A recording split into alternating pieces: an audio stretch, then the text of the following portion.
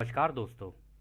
Law of one यानी एक का कानून, या कह लीजिए एक का तरीका, या कह लीजिए एक का ज्ञान, यह इसका सत्र 9 और भाग 2 है।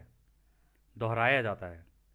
इस किताब के द्वारा दी गई सभी जानकारियाँ और सूचनाएं या तो आप जान सकते हैं, या मान सकते हैं, या नज़रअंदाज कर सकते हैं, या फिर सिरे से खारिज भी कर सकते हैं, क्योंकि यह आपकी फ्री विल है जो अनंत रचयिता द्वारा आपको दी गई है। अब हम इसमें आगे चलते हैं। तो अगला सवाल डॉन करते हैं, क्या दूसरी घनत्वता की प्रजातियों में भी कोई ऐसा था जिसके 2 हाथ, 2 पैर और सर हो, और वो अपने पैरों पर सीधा चलता हो? तो रा कहते हैं, ऐसी 2 प्रजातियां थी जो कि दूसरी घनत्वता की थी, पर 2 पैरों पर चलते थे, परंतु बिल्कुल सीधा नहीं, थोड़ा झुककर। वो कोशिश करते थे थोड़े समय तक सीधा चलने की, पर फिर अपने चारों पैरों का उपयोग करने लगते थे। तो डॉन कहते हैं, वो प्रजाति कहाँ से आई? क्या वो विकास क्रम में, या कह लो इवोल्यूशन में का नतीजा था क्या? कि जैसे कि हमारे वैज्ञानिकों ने समझा है, क्या वो धरती की मूल सामग्रियों से बने थे, मतलब धरती की चीज़ों से बने थे?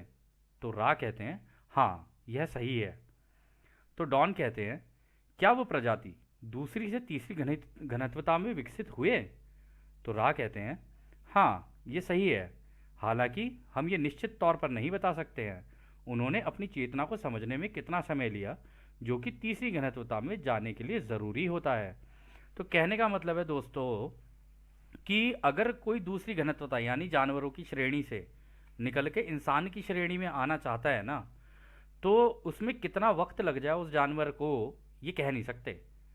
क्योंकि जो तीसरी जो घनत्वता है, यानी जैसे हमारे इंसानों की जैसी जो है इतनी, आप नोटिस करोगे कि उनके शरीर पे बाल, जानवरों के शरीर पे बाल होते हैं, ये सारी चीज़ें होती हैं, लेकिन हमारे शरीर पे कम बाल होते हैं, है ना। हमारा पूरा आकार अलग होता है, सारी चीज़ें अलग होती हैं, रूप भी अलग होता है।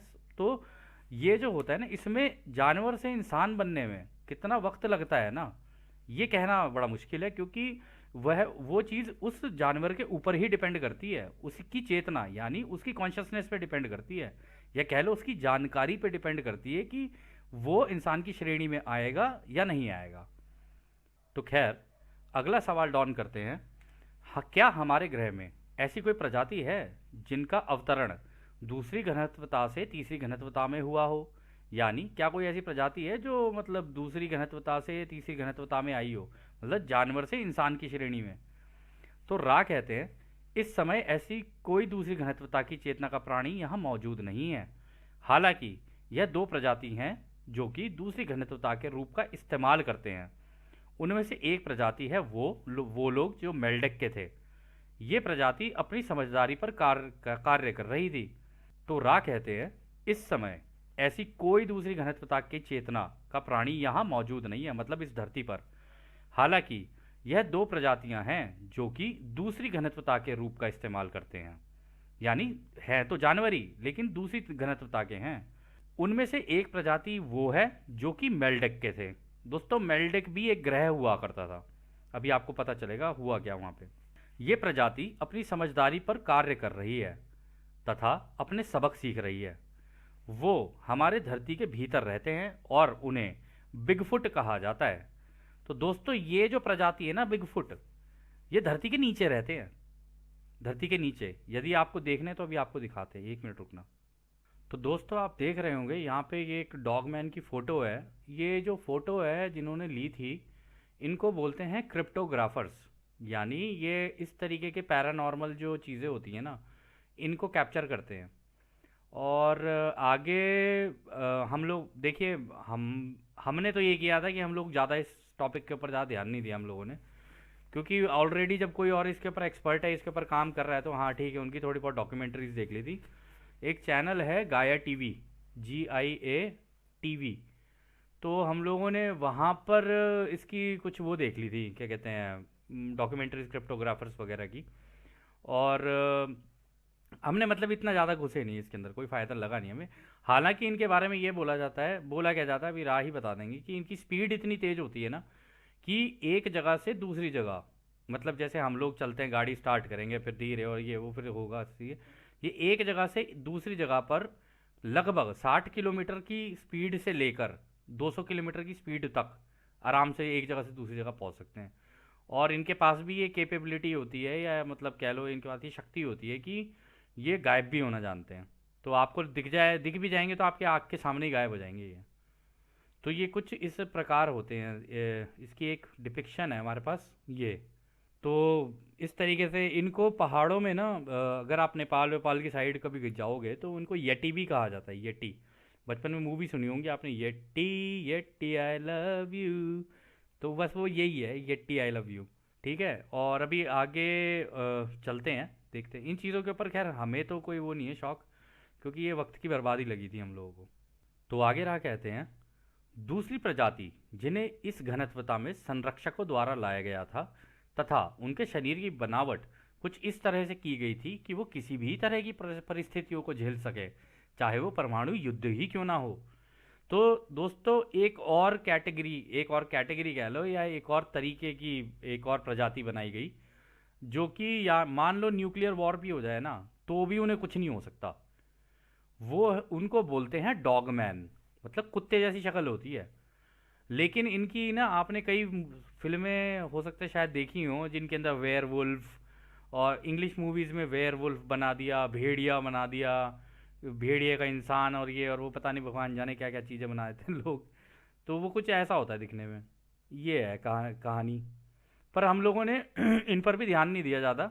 हालांकि आपको एक इन्फॉर्मेशन जस्ट शेयर कर रहे हैं कि आपको मतलब आपकी मतलब की हो या ना हो, आपकी इच्छा है कि अगर आप इजिप्ट के वो देखेंगे ना, जो उनकी दीवारों पे जो नक्काशी हुई हुई है, जो दीवारों पे चीज़ें बनी हुई हैं, उन पे आपको डॉगमैन भी दिख जाएंगे और आपको बिगफुट भी दिख जाएंगे, दोनों के दोनों ही दिख जाएंगे।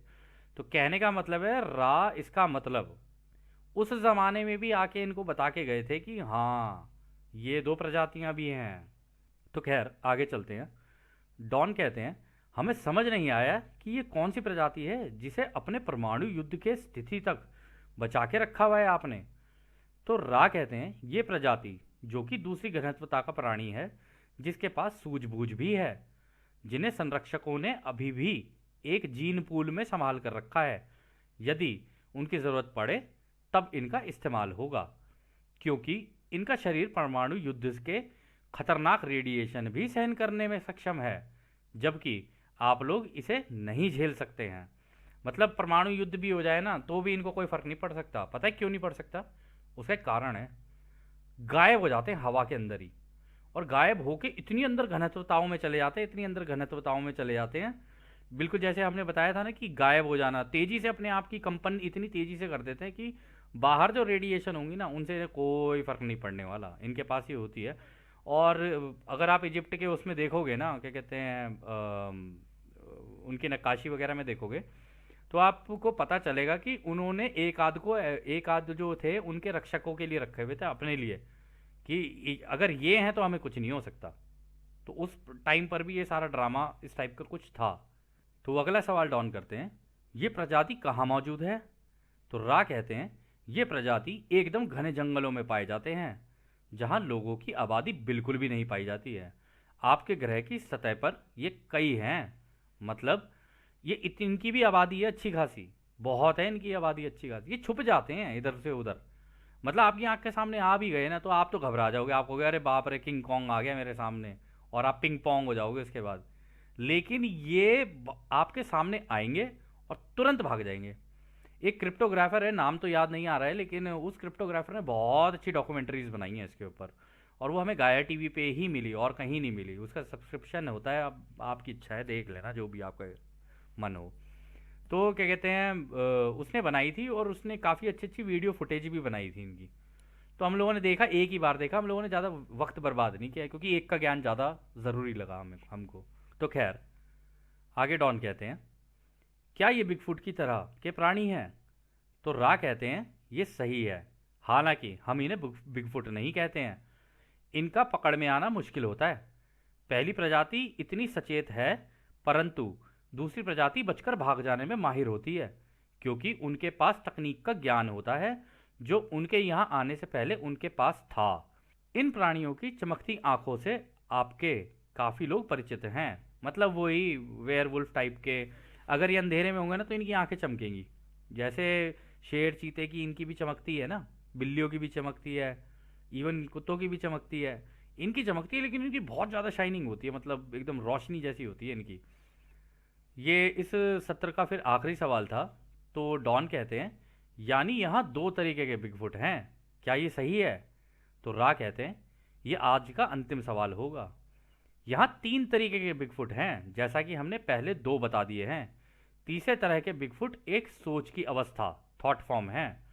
यानी यहाँ पे वो ये कह रहे हैं कि एक ऐसे हैं जो कि गायब हैं, मतलब हैं इसी हवा के अंदर लेकिन गायब हैं। जानवर ही हैं, इसी तरीके के बिगफुट हैं, परंतु हवा में गायब हैं। वो इसी हवा से निकल के बाहर भी आ सकते हैं और अंदर भी जा सकते हैं, दोनों चीज़ें हैं उनके अंदर। ये महारत हासिल की हुई है उन्होंने। तो खैर दोस्तों, इस सत्र को भी हम यहाँ समाप्त करते हैं। और जैसा कि राह कहते हैं, अब हम आपको उस एक अनंत रचयिता के प्रेम और रोशनी, उसकी शक्ति और उसकी शांति में छोड़कर चलते हैं। आदने हमारे भाइयों, आदने वासु। धन्यवाद।